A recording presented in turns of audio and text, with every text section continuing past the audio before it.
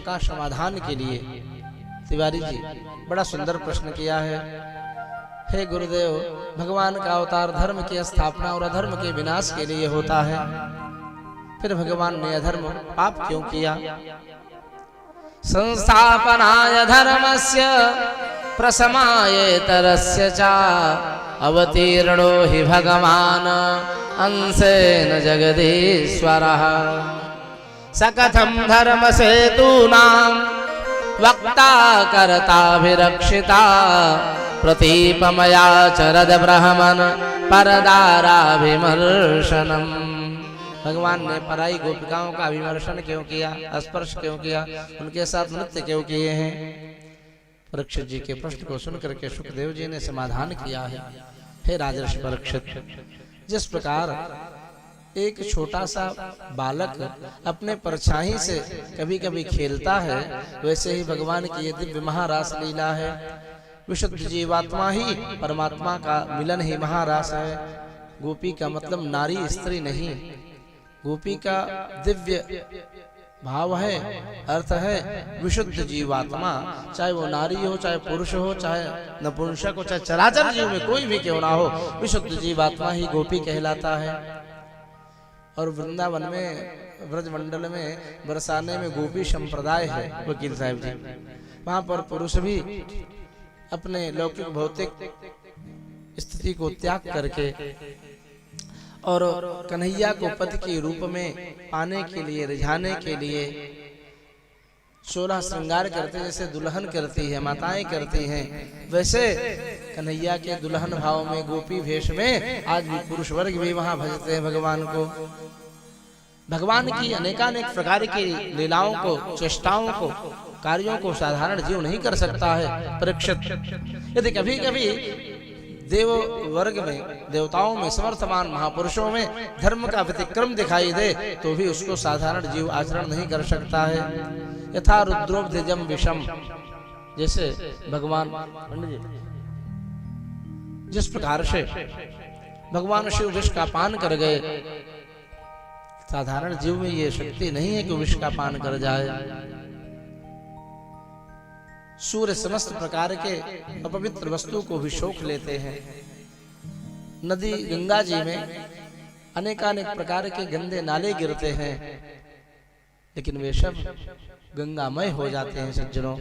वैसे ब्रह्म तत्व में यदि कहीं कोई व्यतिक्रम दिखाई दे, कुछ दोष दिखाई दे, तो वो दोष नहीं समझना चाहिए राजर्षि परीक्षित। और जानते नहीं हो, ये गोपिकाओं के रूप में जो ब्रजमंडल में है, ये पूर्व काल के सब ऋषि मुनि हैं। रामावतार के ऋषि मुनि हैं, त्रेता युग के ऋषि मुनि हैं।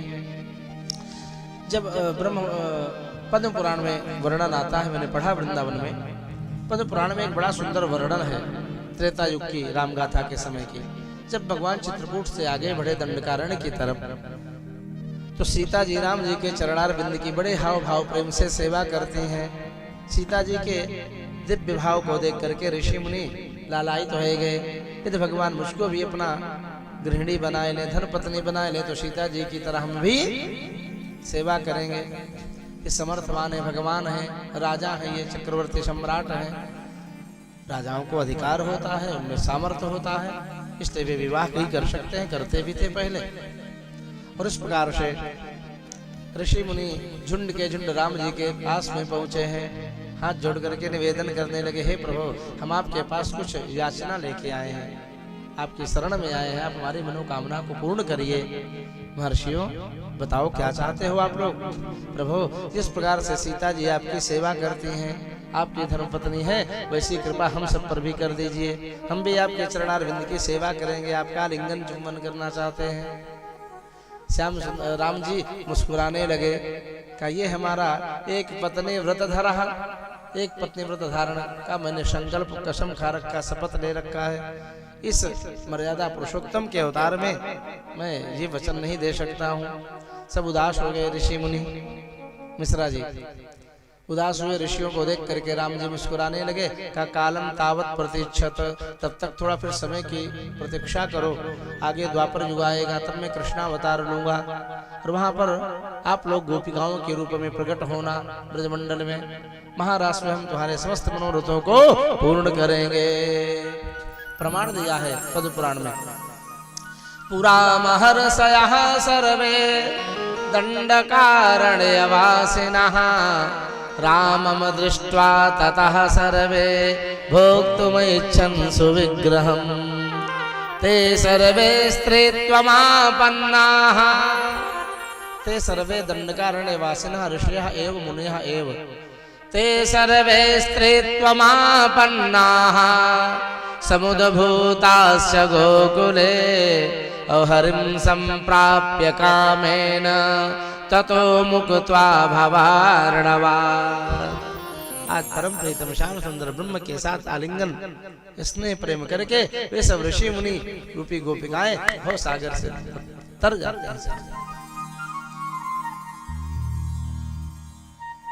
जो व्यक्ति इस महाराज की लीला को सुनता है, पढ़ता है, चिंतन करता है, उसके हृदयस्थ काम आदि के जो दुर्भावनाएं वे दूर हो जाती हैं।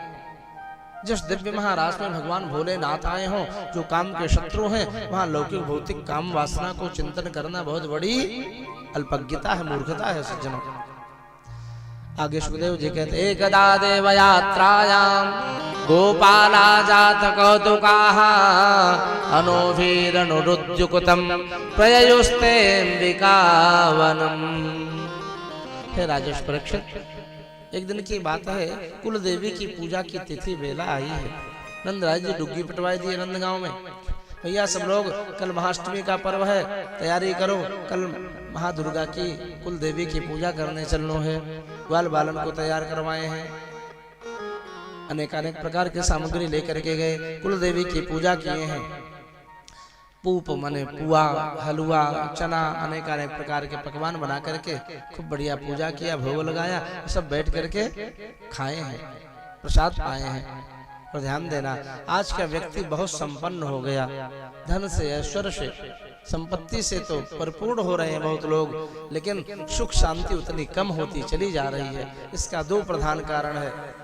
आज के हम लोगों ने दो बहुत बड़े अपराध करना प्रारंभ कर दिए हैं। क्या क्या? एक तो कुल देवी की पूजा को लोग छोड़ बैठे हैं, पहली गलती। दूसरी गलती, पितरों की संतुष्टि हम लोग नहीं करते हैं, अंत्येष्टि संस्कार ठीक से नहीं करवाते हैं, भार के रूप में जैसे तैसे कर देते हैं। जो अधोगति को प्राप्त हुए जीवात्मा है, उनके उद्धार के लिए त्रिपिंडी श्राद्ध, नारायण बलि आदि हम लोग नहीं करते हैं। जो हमारे पितरगण चले गए, यदि वे संतुष्ट नहीं होंगे तो भले हम उनकी संतान हैं, वे वहां से श्रापेंगे। उनके श्राप के कारण आज व्यक्ति बहुत दुखी है। अनेक प्रकार के ऐश्वर्य धन संपत्ति से पूर्ण होने के बाद भी सुख शांति का सर्वथा अभाव है। लोग शोकग्रस्त हैं, अत्यंत दुखी हैं। कुल देवी की पूजा करनी चाहिए, वर्ष में एक बार अपने कुल देवी की पूजा अवश्य करनी चाहिए। अब किसी की कुल देवी मैहर वाली, किसी की विंध्याचल वासिनी, किसी की एलोपी, किसी की कड़े वाली, और आपके पास तो कालिकन मैया है, बोलो राधे राधे। तो वर्ष में एक बार, अभी भी कुछ लोग ऐसा नहीं कि पूरी तरह से हीन हो गया है धर्म, काफी लोग निशान आदि चढ़ाने जाते हैं, मानस का अखंड पाठ कराते हैं, देवी के धाम में जाकर के भंडारा कराते हैं। भगवान की कृपा होती है उन पर सज्जनों। अब सब ग्वाल बाल खा पी करके टहलने लगे वृंदावन में, अंबिकावन में। जब नंदराज जी काम करते करते थक पड़े, बूढ़े अवस्था काफी थी, लेट करके सो गए वृक्ष के नीचे। सुखदेव जी कहते हैं, कश्चिन महाहिना तस्मिन, एक महान अहिमन सर्प आया, अजगर आया और नंदराज जी के चरण को पकड़ के खींचने लगा। जो ही चरण पकड़ा, नंदराज जी के नेत्र खुल गए। कौन है उसको पकड़ रहा है इतनी तेजी से? देखा तो अजगर उठ करके बैठे, लेकिन चरण पकड़ लिया है। चिल्लाए, बचाओ बचाओ भैया बचाओ। आसपास के ग्वाल बाल जो पास में थे भागे भागे आए, लाठी डंडा उठा के धू धू पीटने लगे सज्जनों। इतना विशाल मोटा अजगर, उसको लाठी डंडा का कोई असर नहीं हो रहा है। कन्हैया, दाऊ, कृष्ण, कान्हा, आर्तस्वर में गोपन ने कन्हैया को पुकारो है। आर्तस्वर को सुन करके श्याम सुंदर भागते हुए आए हैं। पदाभेद्य अपने चरण से भगवान ने उसको स्पर्श किया, सर्प को। सर्प गायब हो गया। रूपम विद्याधर अर्चितम, दिव्य देव रूप में प्रकट हो गया। आप कौन हैं और किस कारण से इस अधो योनि को प्राप्त हुए हैं? अपना परिचय देते हुए उस ने कहा है, हे प्रभु, अहम विद्याधरः कश्चित् सुदर्शनेति श्रुतः श्रिया स्वरूप संपत्त्या विमानेन चरम दिशः। मैं सुदर्शन नाम का विद्याधर था। विद्याधर उपदेवता कहलाते हैं। देवताओं के भी कई कोटियां माने प्रकार होते हैं। इसे ब्राह्मणों के कई प्रकार होते हैं। सब लोगों में अपने अपने कई विभाग होते हैं। जैसे शुक्ला हैं, मिश्र हैं, तिवारी हैं, मिश्रा हैं, पाठक हैं, उपाध्याय हैं सब ब्राह्मण। इन सब की अपनी अपनी कैटेगरी है, अपने अपने विभाग हैं, भेद है थोड़ा थोड़ा। वैसे ही विद्याधर भी उपदेवता है। एक बार की बात है प्रभु, एक अंग्रश गोत्री ब्राह्मण देवता महात्मा वृद्धावस्था में थे। वे अपने लकड़ी का सहारा लेकर के टेढ़ी मेढ़ी चाल चले जा रहे थे। जैसे अष्टावक्र जी की चाल आप देखोगे तो हंसी छूट जाएगी। अष्टावक्र तो त्रेता युग में थे, जनक जी के दरबार में थे, उस समय थे। लेकिन सज्जनों, अभी भी यदि कोई व्यक्ति कभी कभी होता है अपने कर्म की गति के कारण कोई लूला लंगड़ा अपाहिज बेचारा जाता है, तो जो अच्छे स्वभाव के लोग होते हैं वे कर्म की गति को जानते हैं तो उसका प्रयास नहीं करते हैं। लेकिन जो थोड़ा मूढ़ होते हैं, जो ज्यादा अपने आप को बुद्धिमान समझते हैं, वो खिल्ली उड़ाते हैं। देखो कैसा लंगड़ा चला जा रहा है। भैया कभी किसी को अपशब्द मत कहो ऐसे। आज हम अच्छे हैं, न जाने कौन सा ऐसा क्षण आ जाए, पैर टूट जाए, हम ही लंगड़े हो जाए। किसी की कर्म प्रारब्ध गति को कोई नहीं जानता है। अतः जब किसी की जवानी हो, ये शिक्षा लेनी चाहिए कथा सत्संग के द्वारा। कभी किसी वृद्ध अवस्था में प्राप्त हुए बुजुर्ग को, बूढ़े को देख करके परिहास नहीं करना चाहिए, खिल्ली नहीं उड़ाना चाहिए, अपमान नहीं करना चाहिए। उन महात्मा का मैंने अपमान कर दिया, देखो कैसे टेढ़ी मेढ़ी चाल चलता हुआ ये बाबा जा रहा है। उन्होंने मेरे शब्द को, वाक्य को सुन लिया, क्रोध में आकर के उन्होंने श्राप दे दिया। रे धूर्त सुदर्शन, तुमने मेरे टेढ़ी मेढ़ी चाल को देख करके परिहास किया है, जा मैं तुझे श्राप देता हूँ, तू टेढ़ी मेढ़ी चाल चलने वाला सर्प अजगर हो जा। हे प्रभु, मैं चरणों में गिर पड़ा अपराध के कारण।